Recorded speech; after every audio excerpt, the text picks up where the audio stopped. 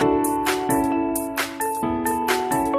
to Norto podcast. This is Ben and this is Dan. We're going to talk about the upcoming Invincible show. Yeah, so season 4 comes out today. So we've been waiting for a while for Invincible to come back. Yeah. So Invincible is, if you guys don't know what Invincible is an animated superhero show. I would say it's probably one of the biggest shows that Amazon has, and a lot of people have caught on to it very quickly on how good it is, because it is very good. It's well produced. It just does a lot of great things about it. You tell us a bit about your thoughts about Invincible in general. I think it has a good cast. It has a good creator, because you can't go wrong with the Walking Dead creator, because he made the Walking Dead first, and after that he made Invincible book. Yeah. So the comics. Yeah, I'm not too sure about when he released the comics and all that, but I know that I had a friend who said you should watch this show. It's really good, and then I started watching it and I loved it. I loved every bit of season 1. Season 2, I've about halfway finished, but season 3 I've watched bits and pieces as well. I haven't really I haven't really skipped a lot of stuff, but there's some episodes I'm like, I might skip this episode, and then I watch some other bigger episodes, because sometimes it does drag on with some stories. Some big actors come into the show.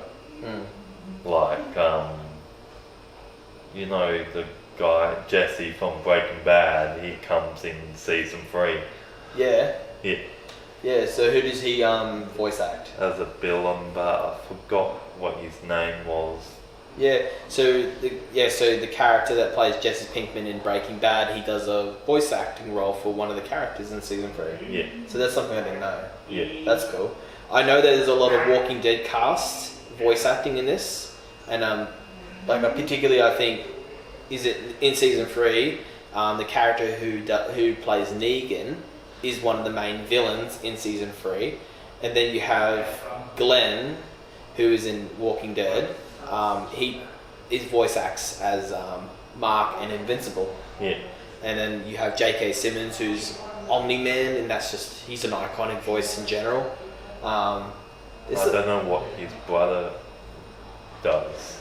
Oh, I'm not sure. Yeah. But I know that Seth Rogen also is in it too as Alan, and I didn't know. It sounded like Seth Rogen when I was watching the show, but then when I'm looking at the cast today, just to double check who's voice acts who, I saw Seth's name in there, and I was surprised. I was like, oh, well, actually that makes sense, because Alan is very much there, has that voice of Seth Rogen, but also that intensity too. He goes to show that Seth can do really good roles here and there. I'm not always his biggest fan, but I like some of his stuff. Yeah. But so I guess we'll do a bit of a kind of a recap. So I think season 1 was about really there was a tragedy that happened with his father. With involving Omni-Man with all these superheroes, and how all these superheroes just got brutally murdered by Omni-Man, and why he did it, and what his motivations were. And then to the end of season 1, where Omni-Man took on Mark, and that was kind of a back and forth battle. And then season 2 was pretty much, I think it was the multiverse stage of season 2 and 3 a bit. Yeah. If you think about it, that multiverse dude, that villain. Yeah, because something happens. I think he was supposed to save everybody, but then he connected himself to this machine, and it made him go somewhat mad. Yeah. And then became probably the primary villain in season 2, didn't he? Yeah.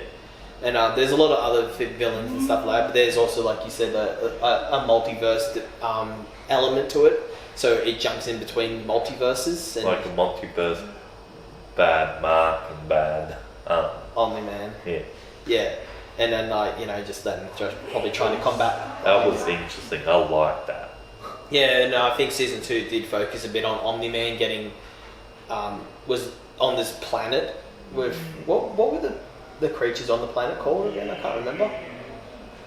I can't remember the cat. The Vulture Knights, Vulture Knights. No, not the Vulture Knights, but it basically Omni-Man after his fight with Mark goes onto this planet, looks after this planet, becomes the ruler of this planet, has another kid with this other woman or insect. I don't really know what they are, but anyway, he then the Viltrumites find Omni-Man, basically beat him up, and Mark. Oh, it was a mess. It was a bit of a mess, yeah. And then basically they told Mark, you have X amount of time to conquer Earth, and if you don't, we're gonna come and that's why in season 3 Conqueror comes in trying to kill him, but Mark doesn't give up.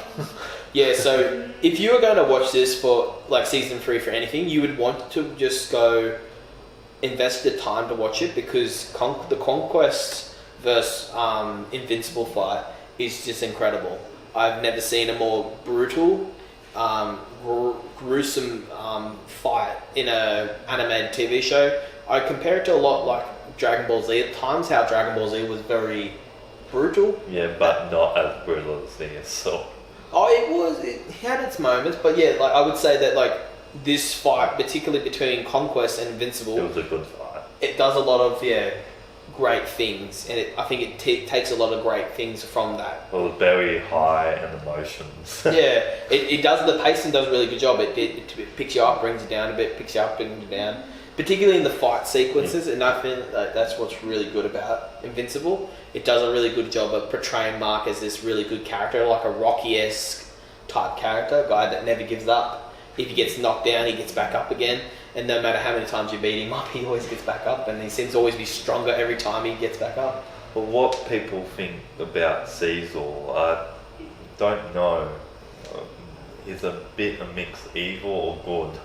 I think he has an agenda to because I think his own way. Yeah, I think he doesn't. He wants to control the superheroes, particularly Mark, more because he doesn't like the fact that Omni-Man just went and killed all these people, all these superheroes, and basically left Earth defenseless. And now he's got to figure a way how to protect Earth. So he does have good intentions, but he does go about it the wrong way. Yeah. The fact that he wants to control Mark and do all these things, and it's all he's doing is making it worse and making it Mark doesn't like him, and I think there's a lot going on with Cecil, and just the fact that what they do, his background, we don't know much about his background. They definitely keep that a bit of a secret here and there. I think we do learn about in snippets here and there, but it's very kept under wraps most of it. But I would say easily season 1 and 3 are particularly my favourite seasons. Season 2 does drop off a little bit with the time travel stuff. A bit slow. It's a bit slower. But season 3 is probably my favourite. But I reckon season 4 is not big. Yeah. Well, I think because now I think in the trailer, when you watch the trailer, it does talk a bit about how the head Viltrumite is just sick and tired of the whole nonsense. Well, he looks badass. Yeah. They made him look as evil as possible, I think. Like the new villain in season 4. Yeah. Because if you think Conquest was evil looking and just the way he carried himself as a villain, I think you're going to see some surprises in season 4, and I think I'm keen to watch it tonight. I actually might give it a chance to watch some episodes, maybe episode 1 and 2. Yeah. But that, I swear to God, that fight with Conquest and Mark is probably the best selling point for season 3. But season 4's not being bigger, I reckon. Oh, absolutely. I think there's going to be a massive fight. Bigger fight. Yeah, because I think now that they're realising that Mark and all that are trying to get all the people to come and fight against the Viltrumites because, well, the Viltrumites are basically Conquests. They're basically what the Viltrumites do is go to planets, conquer them, and rule them with their supervision, I suppose. Yeah. And then the planets that aren't, basically they send one Viltrumite to basically take it over. And it goes to show you in this show of Invincible, they can do that very easily. It only takes one of them. Yeah. And Omni-Man is obviously very strong, but it goes to show you how strong Mark is being half human, half Viltrumite. Well, you reckon Conquest will come back in season 4? Oh, absolutely. But he's not dead, I don't think, in season 3. He gets beaten up pretty badly by Mark, but only just. Like, it took a lot to take down Conquest. Like, Mark beat him up a bit, but, like, it took, like, Mark's little brother. It took, Eve to blast him with that pink ray, whatever it was. It destroyed his body. It took Mark breaking his arm. There's one scene, I will say, this is a spoiler, but, like, Mark punches Conquest's metal hand, and basically... It broke his hand, and it's so graphic. But his old metal hand gets destroyed, and then basically in the end, like, I think he gets on top of Conquest. Conquest just snaps his other hand too. Yeah, he just grabs it and squeezes it and breaks his whole hand. So instead of trying to punch Conquest in the head, he just starts headbutting Conquest in the face. But what's brilliant about is the sequence with Conquest talking to Mark. And it's like he's like just trying to get Mark. He's trying to show Mark like who he is, and he's just a sinister villain. Like obviously, Jeffrey. I think it's Jeffrey Dean Morgan. Yeah. He's just a brilliant voice actor. Brilliant, great actor as well in general. He just sounded so sinister, so evil, and the people were just so scared of the fact that like he can make you like just have chills down your neck. You're like, where the way he talked, he goes. Like where he explained how no one likes him. Like he's like, all the Viltrumites are scared of me. Like that, just all those lines are just hit you hard. Yeah. But I definitely think season 4 is gonna be massive. Yeah. I don't think it's gonna be the last season though. Don't think so. No, I think there's a lot. The book is quite big. I think the comics are quite stretched, like Walking Dead. So we'll probably see more of Invincible as we go. It'll be interesting to see where they decide to take this season. I think it'll be more of like a Civil War type battle where the Viltrumites they'll gain some Viltrumites to go and basically battle. It'll probably be Bitch and Night War probably. Yeah. In season 4, it looks like it.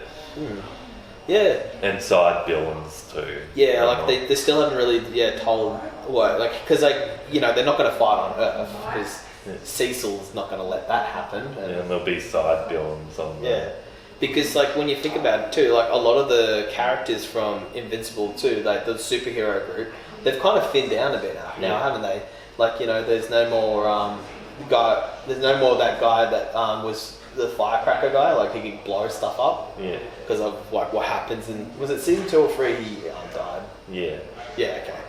Yeah, I just wasn't sure which one, but... we're pumped for it. So I think you probably watch it this week. I'm trying to remember with Invincible, do they just release the whole season or do they release episodes? Episodes a week. Oh, okay. So I'll definitely catch up and try and watch episode. Maybe we'll do a review of Invincible season 4. And we'll see how we go. Yeah. But yeah, if you like that idea, let us know in the comment section below. Anything else you want to talk about Invincible? You want to say? That's all good. Yeah. Alright. Well, thanks for watching, and I'll put a like down and see you later. See ya. Thank you.